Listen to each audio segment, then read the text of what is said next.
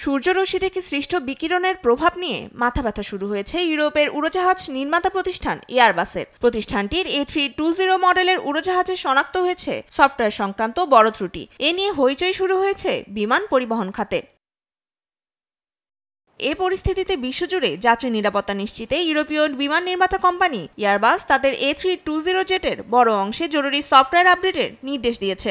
যতক্ষণ না সমস্যার সমাধান হবে ততক্ষণ এই মডেলের বিমান ওড়া সম্পূর্ণ নিষিদ্ধ করেছে প্রতিষ্ঠানটি। এয়ারবাস কর্তৃপক্ষ জানিয়েছে, এয়ারবাস কোম্পানির যতগুলো উড়োজাহাজ আছে তার মধ্যে সবচেয়ে বেশি বিক্রি হয়েছে A320 মডেলটি। এই পরিবারের প্রায় 6000 ফ্লাইট জরুরি আপডেটের ঘোষণা দিয়েছে। কিছু বিমানে সফটওয়্যারের পাশাপাশি হার্ডওয়্যার পরিবর্তনও প্রয়োজন হবে। সম্প্রতি জেটব্লু এয়ারলাইন্সের একটি ফ্লাইটের নিয়ন্ত্রণ সংক্রান্ত সমস্যা দেখা দেয়। তদন্তে এসেছে তীব্র সৌর বিকিরণে বিমানের গুরুত্বপূর্ণ তথ্য নষ্ট হতে পারে, যা ফ্লাইট নিয়ন্ত্রণের ঝুঁকিতে ফেলতে পারে।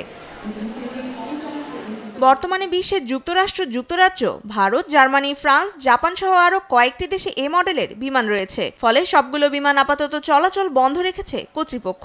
বিভিন্ন এয়ারলাইন্সে রয়েছে প্রায় 11,300টি A320 মডেলের বিমান। তবে আগামী দুদিনের মধ্যে পরিস্থিতি স্বাভাবিকের আশা করা যাচ্ছে। এ সময় ভোগান্তি পোহাতে হচ্ছে বহু যাত্রীকে। তনিমা ইসলাম, নিউজ ডেস্ক, দেশ টিভি।